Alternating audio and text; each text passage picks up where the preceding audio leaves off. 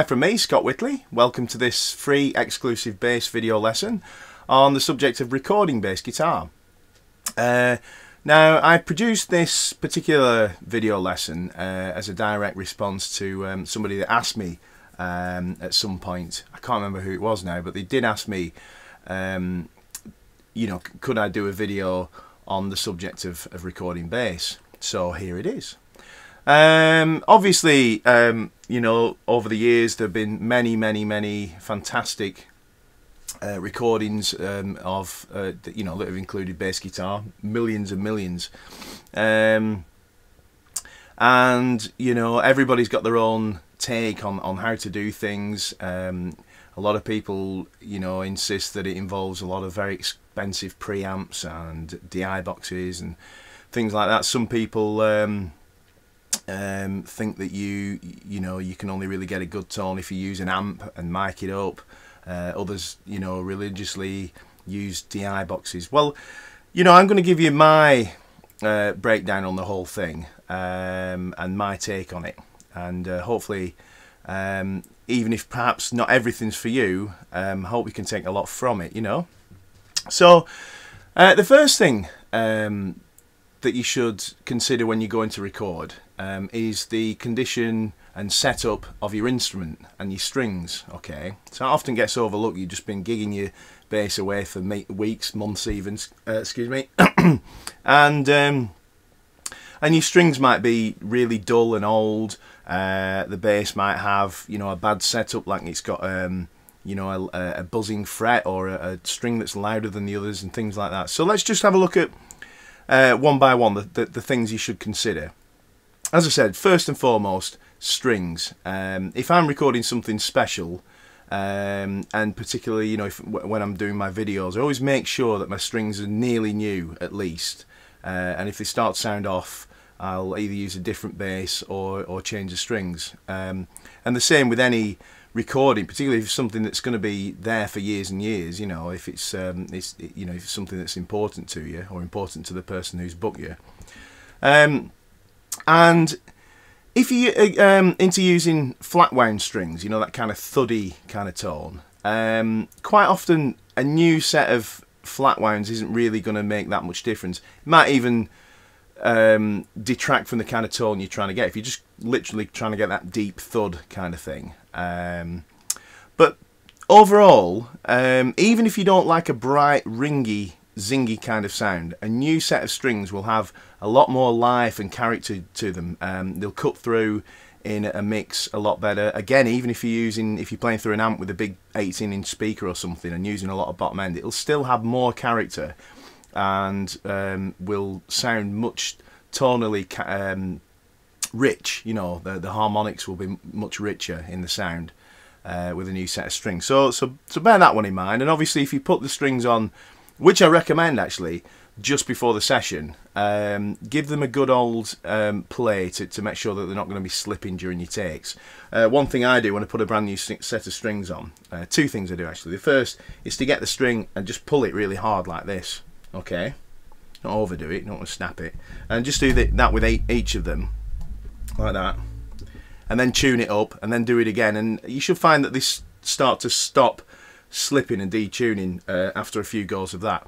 Then the other thing you can do is put your pressure either side of the nut here. Okay, and that just puts that little kink in the string that's going to arrive sooner or later, but you know, better to get it there sooner, because again, you're going to end up with things like the bass going out of tune the more you play it, and also it's going to feel like your nuts cut too high down this end, you know.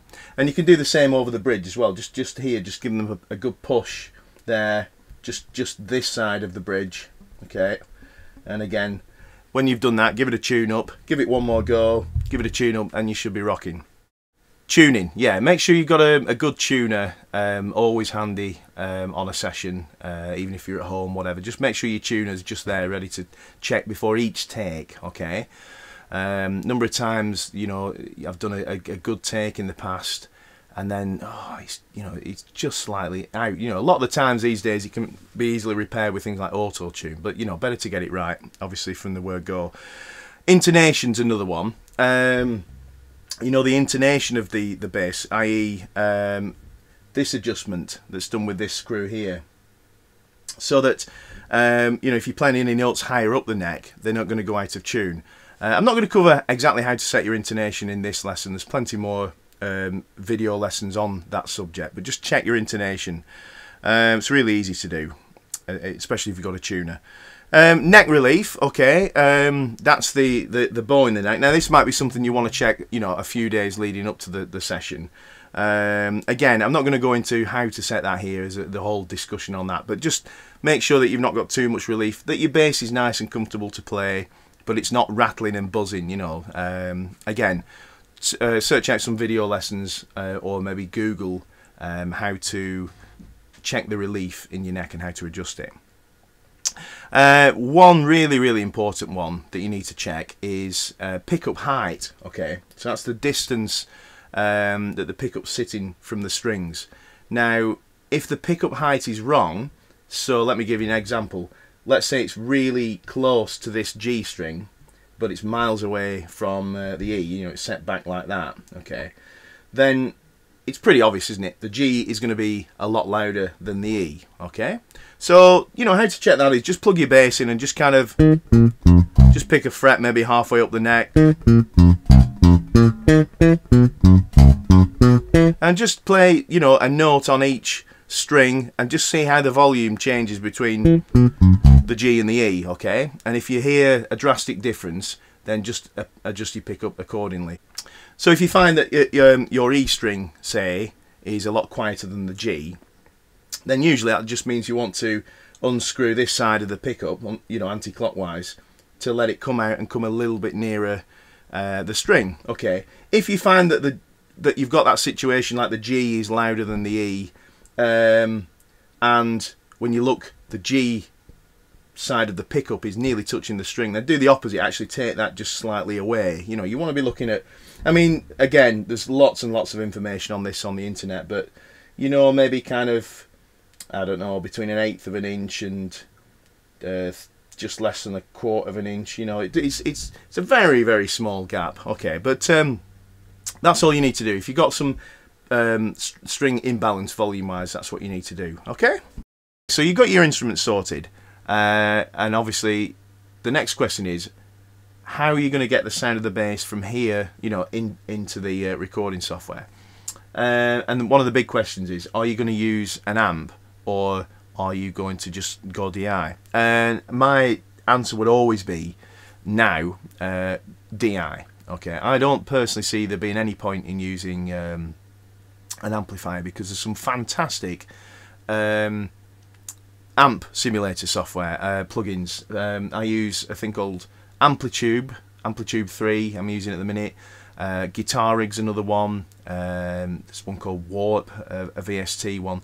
And what these things do, if you don't know already, is they insert into your audio track on your software, and they emulate the sound of playing through an amp, and you can choose which modelled, they call it, amp you use. So if you like the sound of you know, an Ampeg SVT with an 8x10 cab, you can go in there and dial that in. You can usually even choose mic positions and what kind of mics you use, this kind of thing. Fantastic stuff. And I'm going to talk about using these plugins in the next lesson, okay? My personal belief is that they are well up to the job, and in fact above and beyond using the real thing. You know, it's reliable. You don't have to have, you know, hundreds of different amps. You can choose whatever amp you want right there. So my personal take is DI, clean, no amp simulation whatsoever, straight in. If it sounds like the track wants that, or if you've already decided that's eventually what you're going to do, then do it after the fact, okay? Alright, so down to the actual gear that you're going to use to record. Now, if you're just going into a commercial studio and they're very experienced, the chances are they've got some good you know, preamps or, you know, DI boxes that they're just going to suggest you go through. And if they seem to know what they're talking about, just go ahead and go along with that. If you're recording at home, then, you know, depending on your options, there are a lot of really cool units around. I use a little thing called a Zoom B3 for a lot of my stuff. I use it live and for recording. It's a great unit, and guys like Victor Wootney using it. In fact, it's an unbelievable little thing, quite cheap, and it's also got a USB interface on it, so you can go straight into your recording software with that, you know, into Cubase or Logic or whatever it is you use, and it's brilliant. It's really good. The other unit that I use at home as an interface between the bass and my recording software is a unit called an M-Audio Mobile Pre USB. Yeah, M-Audio Mobile Pre USB. And again, it's not the most expensive unit in the world, but it's great. I've recorded lots of bass parts for, you know, quite important things. Worked on a thing with Jerry Donahue a few years ago, and did my bass parts through there. Sounded fantastic. So yeah, you know, I think most of the stuff you can get these days, even the budget stuff's really good. You know, as long as it's kind of a reputable thing. Read the reviews on whatever unit you choose to buy before you get it. Okay, so the golden rule is with the equipment side of things is keeping it clean. Okay, you want everything to be as clean as possible. What I mean there is you don't want any clipping. Okay, because that's a different kind of distortion to the kind of desirable sort of distortion or overdrive you get from an amp. Okay, this is a not desirable thing, clipping. All right. So so what that means is that when you're setting the input gain on your unit, and again, there's so many different units, I can't really go into exactly how to use your unit. If you've got a specific question on it though, do send me an email and I'll try my best to answer. But having said that, you want to make sure that everything in the signal path isn't clipping. So the input gain on your interface, you want to make sure that you're not seeing any clip lights come on. Usually most have a clip light or a little LED meter. Okay, just keep err on the side of caution. Now at the same time, you don't want to get your gain so low that there's a lot of hiss and noise when you try to boost the volume later on. Okay, so what we're looking for is when you play your absolute hardest, you know, when you do that, okay, you don't want to see any distortion, any clipping. Okay, so what I do is turn the gain up till I start to see that. I maybe just use my left hand while I do this, and just turn the gain up until I start to see a clip light come on. And when I do, I just turn it back until it just flickers on the hardest hits. Okay, and that's about right. Okay, so the next question a lot of people ask about is compression. Should I use compression as I'm recording? Well, the thing is, especially nowadays, it's so easy to you know, to employ a little bit of compression after the part's recorded within your software. You know, you just click and there you go. You've opened the compressor. It's so easy to do that I'd recommend to keep compression to an absolute minimum at the recording point. If you're kind of engineering yourself like I'm doing here, okay, if you've got no way of monitoring as you're doing your performance what's going on in terms of clipping, etc., then maybe it's an idea to use a compressor, but a very, very good one. I'm actually using a modelled one in my Zoom B3 here. It's called 160 Comp, and it kind of models you know, like an optical studio compressor. And I've just got that set, so it's just gently compressing the signal. It just gives me that reassurance that it's going to help smooth out any points where I might start to clip. Okay, so yeah, but keep it to a minimum. Sorry. Of course, the next thing a lot of people ask is about effects. Should I use effects when I'm recording? Well, I'd say no. Okay, unless there's something really, really specific where you're just not going to be able to play the part correctly if you haven't got that effect in line. I would keep the effects off and add the effects later on. You can always send out back to your pedal if you need to, or you can use plugins in your recording software or outboard effects units if you're working on analog stuff, tapes, etc. Okay, so just keep the signal as clean, clear as possible. Okay. One other point that that you may find, especially if you're recording at home, and I've had this a lot, is there's a situation where when you let go of the strings, you get a buzzing start to come in. Now this is really quiet. It's got EMG electronics and so forth, and it's pretty much silent. But I've had loads and loads of basses over the years where you let go of the strings and you get this buzz comes in. It's not a hum, it's a high pitched kind of buzz, and it's picked up from you know, interference from lights and things like that. Okay, so what I found is with that situation, what's going on is when you touch the strings, you're actually connected to the earth. There's a wire runs to under the bridge, and you're touching earth there, and that stops the interference. Okay, I think it earths you,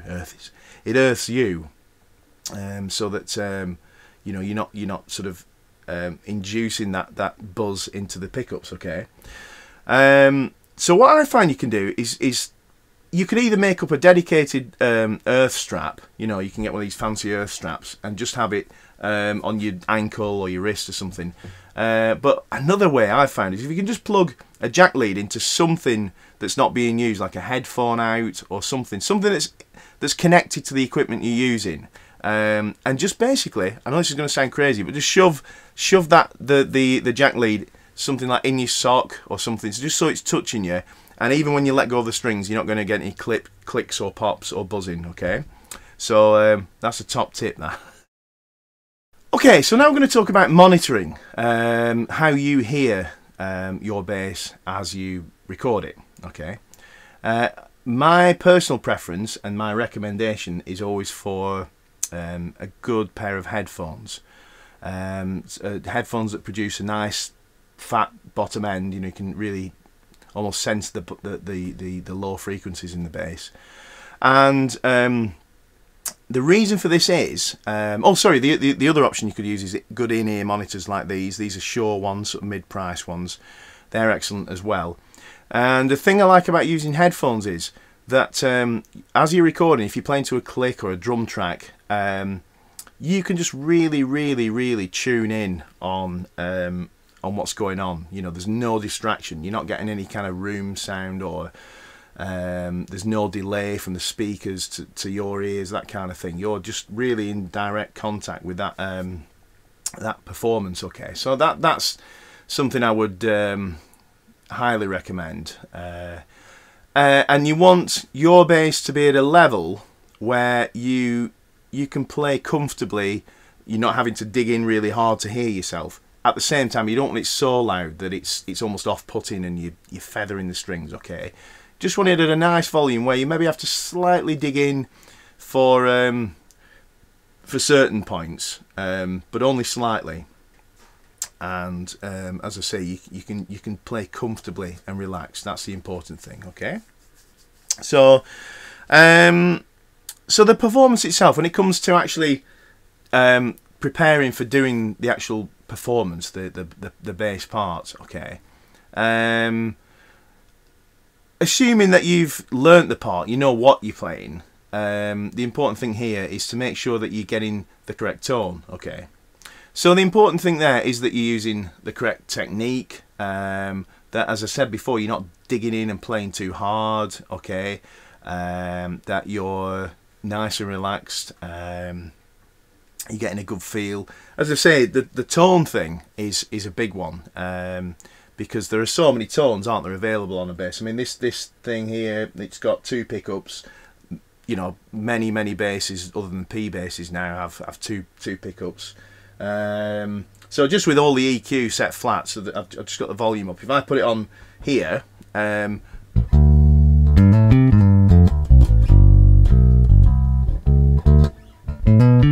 that's kind of precision-y, kind of P-bassy, you know. So in my mind, if I'm playing something that's kind of a bit grungy, or it wants a warm tone, like a blues thing, or you want a kind of vintage sort of sound, you know, you don't want to sound hi-fi, as it were, then, you know, this is the pickup to go for. And if you're using that pickup, if you want a round, fat kind of sound, play up near the neck or over the pickup. If you want more mid in, then just move near the bridge.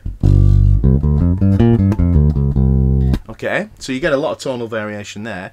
If you're doing something that's kind of smooth, or you're playing with a pick or something like that, maybe the 2 pickup configuration is good. The 2 pickup thing's interesting because it actually it scoops out some of the frequencies. There's a bit of what's called phase cancellation going on between the 2 pickups. Okay, so so when you've got both pickups at exactly the same volume, you get a really interesting sort of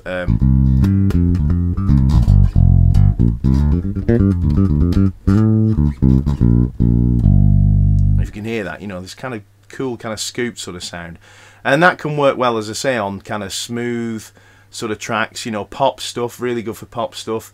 It's great for slap. Okay, it's brill for using with a pick. Okay, if you scoop some of the mids out, that sort of thing. It's a really good all-round kind of tone, is that. One of my favourites, you know. It's also hum cancelling if you're using single coil pickups like on a Fender Jazz, so that's good. And then the bridge on its own, that's going to give you that kind of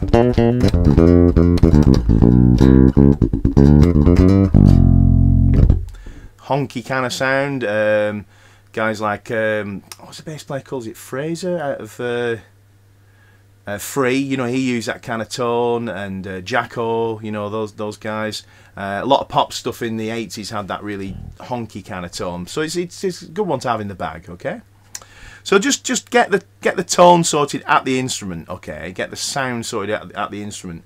Keep I would recommend keeping also your tone control not too far down, you know, because same thing, you know, you can always roll that off later on with EQ. Keep as much you know, tone content in there as possible, I would say. Okay, so you've reached the point now where you're actually going to perform the piece, you're going to record it, okay, you're going to do your first take. Let's just recap on everything that we've looked at, okay. So your instrument's in tip-top setup, okay. You're happy with the balance of the strings, you know, there's no that the E string isn't louder than the G or the G louder, etc. You've done all that stuff. You've tuned up and tuned again, and you just keep tuning, okay. So just keep checking that tuning, because things like lighting in the place or heating coming on and turning off will affect the tuning of your instrument. Can actually seriously affect it. You've made sure that you've got no clipping going into the into your recording software or into your recorder, okay. No clip lights anywhere. All right. You've addressed the issue that when you let go of the strings, it starts to buzz. Remember, I said you can just plug a jack lead into any jack that's not being used. For example, on this unit here, I could plug it into the headphone out. Okay, I'm not using that. The jack out, should I say? And I could just put that in, tuck it into my sock, so that the earth is touching my leg, and I'll have no more buzzing problems at all. Use that a few times. Okay. You've made sure that you've got the correct tone on the instrument. You've got all your settings. Remember the settings you've got on your instrument, because if you need to go back and drop in to repair a bit that you played wrong, just remember how you had the bass set, okay? You've got your monitoring to a situation where you're comfortable, you're happy, you can hear what you're playing over the track without having to dig in too hard, okay? But it's not so loud that it's kind of putting you off. That's important. And that's it, really. You're pretty much ready to go at this point, okay? Now, it's a lot of preparation, but that stuff just sort of becomes second nature if you just keep putting it into practice, you know, make that stuff a habit. It doesn't even become a chore whatsoever eventually. All right? So, relaxing, that's the most important thing to do here, is keep relaxed, keep breathing, have a go, and then have a listen back, okay? Do a take, and even if you're not happy with it, have a listen back, so you've got a kind of outside perspective of what you're doing and how it's sounding, and then you can make adjustments if necessary when you go to do your next take, right? So for example, You might have thought you've got the tone you want absolutely bob on, but then you listen to it and you think that would have been a bit better maybe if I've used a pick or something like that. Okay, so have an honest kind of listen back and see what you think, and then go and have another go. Other things that are really important to do are keep not just relaxed generally, but keep relaxed in time, as it were. So, you know, don't be rushing ahead of the beat. Take time to relax right into the beat, okay? Don't be rushing. That's really, it's really easy to do that. Most of us, I think, if we go for a kind of a fill or a line, you kind of rush a little bit. So just keep really laid back on the time, you know. And depending on what the track is, you know, if it's a funk thing or a blues thing or, you know, that kind of feel sort of music, most often, the more you lay back, the more you're almost, not go out of time, but you're so relaxed, you're almost just behind the beat. It can actually feel really good. So keep really relaxed on your time, okay? Do be really critical. You know, if you're not happy with something, you've got to live with it for a long time. So, you know, so make sure you're happy with the finished take that you decide on, okay? Just one other thing on performance. There's a fine line between perfection in a recording, in a part, and what I would call a performance. So by the very nature of us being human beings, we're not perfect. You know, our timing has little idiosyncrasies. You know, we might sort of, you know, when we play a phrase, we might, one of the beats may be slightly ahead and one might be but that's, as long as it's not wrong, you know, it's not playing out of time. It's those kind of little indiscrepancies, I guess, that makes it sound human, that makes you sound like you as a player, me sound like me, Victor Wooten sound like Wooten, and so on. Okay, so don't be so kind of bent on, oh, I must get that perfectly in time. You know, don't be thinking that way. Play the thing, play the piece of music the way it feels, the way you would play it on stage. You know. But just have that extra kind of awareness of these things we've talked about. Okay, don't let it ruin your performance, you know. And finally, if you've got a performance that's kind of like 99% there, and you've just got a few little, you know, errors that you made, timing things, wrong notes, whatever, then obviously just go ahead, keep that take, and just drop in and repair it. Okay. Again, I'm not going to go into that because depending on what software you're using, there may be a different process for dropping in. So again, loads of information on the net on that kind of stuff. But if you need help on it, drop us an email and I'll see what I can do. So once you've done that, you're at the point where you're going to mix it. Now I'm going to cover mixing and getting a tone that sits in a mix in the next lesson. Okay, so you can look forward to that next week. Alright, so just to summarise what we've looked at here, you want to make sure when you're going to record the bass, your strings are in good condition, the setup of the bass is good, you want to tune and tune again, just keep tuning in between takes. If you've had a break and you're coming back to do a take, just check the tuning. Keep everything clean as clean as possible. In terms of clipping, you don't want any clipping anywhere, but as I said before, make sure that your input gain on any equipment that's in line is high enough that it's not just a load of hiss that you're recording. Okay, alright. Keep the performance a performance. As I said before, you play the piece of music the way that you would play in front of an audience or at home, but just have that extra, as I said, layer of awareness really going on, that kind of that extra filter, so you don't get carried away. All right. Listen to the takes you do, and be critical and learn from your mistakes or the things you didn't like about a previous take, and have breaks as well. If you get into a stage where you just can't nail a piece, you keep making mistakes, or you know, you just can't get into the feel of it, then you know, have a break, have a coffee. I was going to say have a Kit Kat, but yeah, and come back to it. All right, so that's a really important thing to do. So that's kind of it. I hope that's helped in some way. If you have any questions whatsoever, as I've always said before, please get in touch with me on scott@scott-whitley.com. Check out the website as usual for anything new, www.scott-whitley.com. And I look forward to seeing you next week with my lesson on mixing bass guitar. See you then.